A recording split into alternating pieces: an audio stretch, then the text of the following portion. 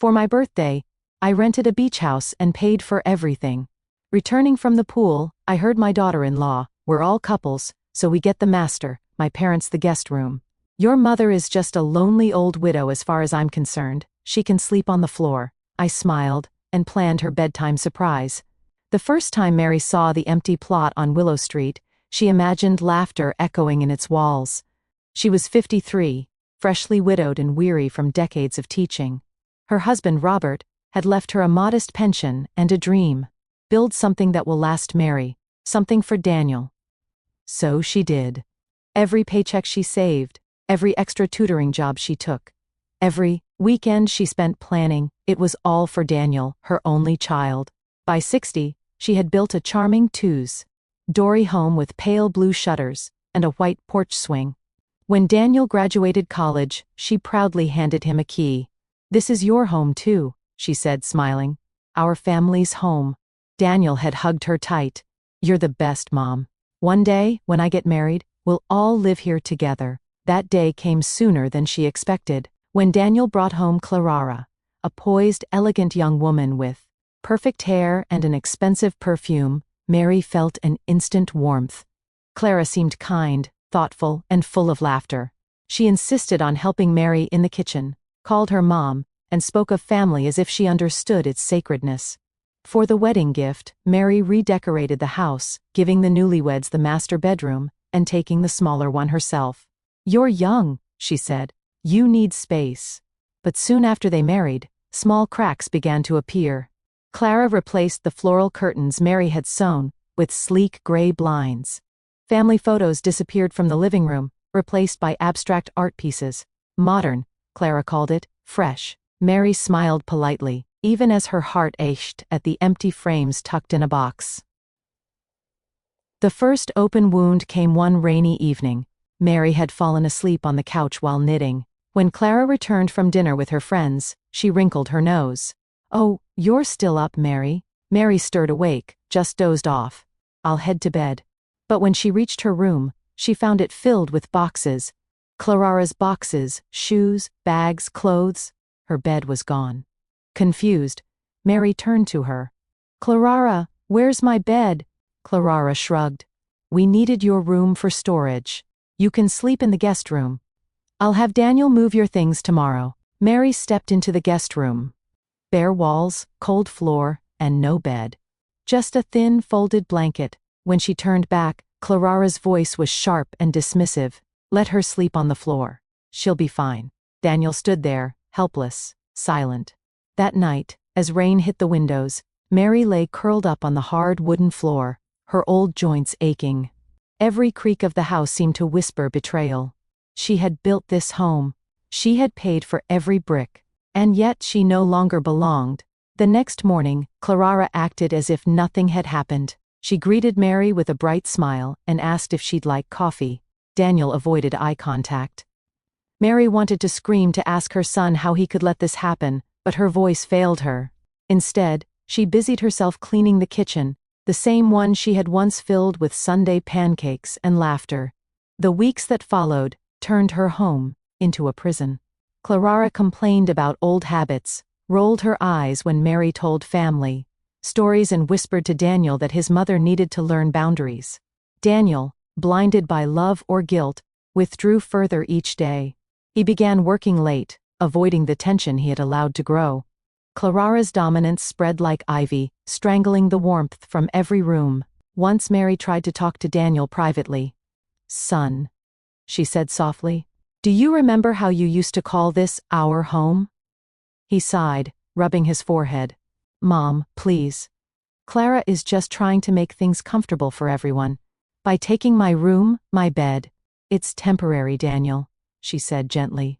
"Some things you can't replace with furniture." He walked away. That night, Mary wept quietly on the floor again.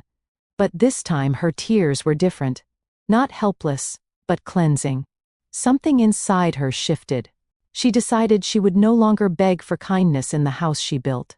2 days later, while Clara was out, Mary packed her few belongings into 2 suitcases. She paused before the living room mirror, looking at her reflection. Tired eyes, silver hair, but a spine of steel. She opened her drawer and pulled out a leather folder, the property deed she had never legally transferred to Daniel. She had meant to after the wedding, but something had always held her back. Perhaps fate had whispered, "Keep it." When Daniel came home that evening, she was at the door. "Mom, what's going on?" he asked. Mary smiled softly. "I'm leaving, Daniel. You both need space." He frowned. "You don't have to." "I do." She interrupted gently because this house forgot who built it, and she walked out, closing the door quietly behind her. Months passed. Mary found a small apartment near her church. It wasn't much cracked walls, squeaky floorboards, but it was peaceful. She started volunteering at a local shelter, tutoring kids, and planting flowers on her balcony. People there called her Mrs. Sunshine. Her heart still ached, but not with bitterness. She prayed for Daniel every night. Meanwhile, Clara turned the house into her kingdom.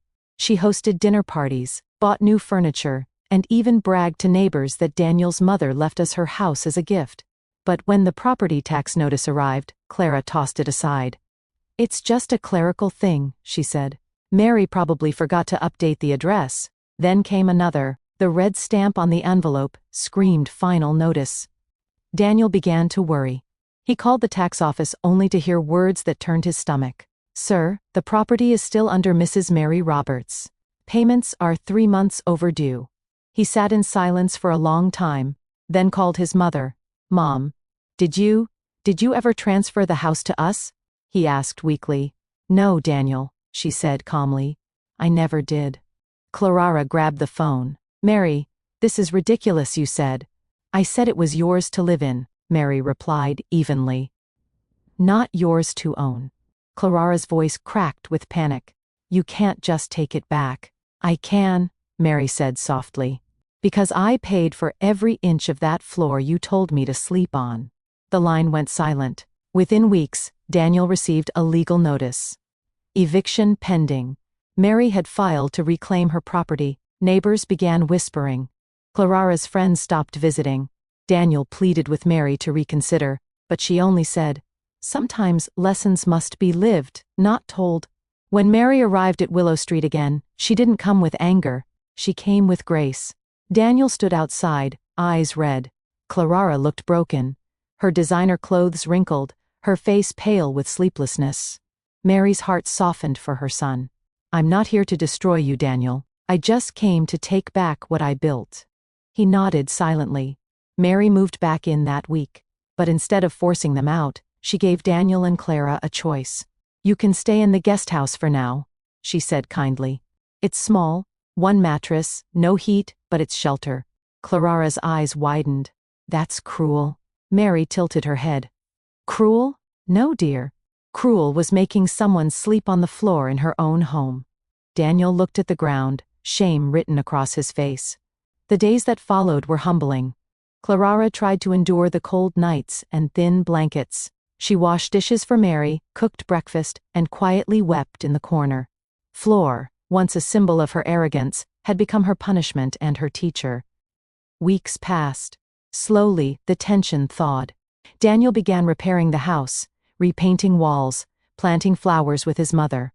One afternoon, Clara approached Mary, trembling. "I don't expect forgiveness," she whispered. "But I am sorry." Mary studied her for a moment, then nodded. "Pride can make monsters out of the best of us. I forgive you, but I will never forget." Months later, Daniel and Clara moved to a small rented home. They visited Mary often, bringing her groceries and laughter. The house at Willow Street once again held warmth, not because of ownership, but because it had finally remembered love. And on quiet nights, Mary sat on her porch swing, knitting as the sun dipped below the horizon. She no longer carried bitterness, only peace. The floor she once cried upon had become a foundation of strength, a reminder that dignity once reclaimed is the softest form of revenge.